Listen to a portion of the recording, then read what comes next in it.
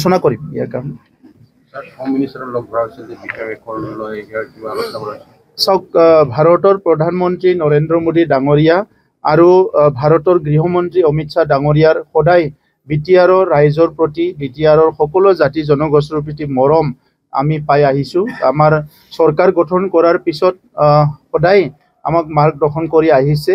আমাৰ বিটিআৰ চুক্তিৰ কিছুমান দফা ৰূপায়ণ হ'ব লাগে, বিশেষকৈ সংবিধানৰ 125তম আমাৰ যিটো সংশোধন, এইটোক লৈ পেলাই আমি যোৱাকালি গৃহমন্ত্ৰী ডাঙৰীয়াক লগ কৰিছিলোঁ আৰু তেখেতে কৈছে যে ইয়াৰ ড্ৰাফটিঙৰ কাম চলি আছে, অতি শীঘ্ৰে সেইটো পাৰ্লিয়ামেণ্টলৈ লৈ অহা হ'ব আৰু তেতিয়া সেইটো পাছ কৰাৰ কাৰণে প্ৰচেছটো ইতিমধ্যে বহুতখিনি আগবাঢ়ি গৈছে। আৰু 125 এমেণ্ডমেণ্টটো যদি হৈ যায়, অকল বড়োলেণ্ড নহয়, উত্তৰ পূৰ্বাঞ্চলৰ 2খন যিটো আমাৰ শিডিউল কাউন্সিল আছে সেইটো অধিক শক্তিশালী হ'ব আৰু বহুতখিনি কাম কৰাৰ কাৰণে সুবিধা পাব।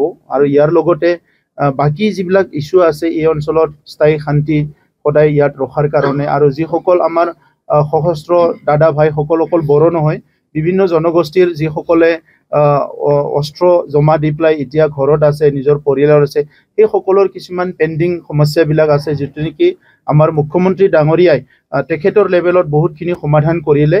আৰু এটা দুটা কেছ ৰিলেটেড আৰু কিছুমান কথা আছে, সেইখিনি তেখেতৰ লগত পাতা হৈছে আৰু তেখেতে সম্পূৰ্ণভাৱে এইখিনি অতি শীঘ্ৰে সমাধান কৰাৰ কাৰণে কথা দিছে।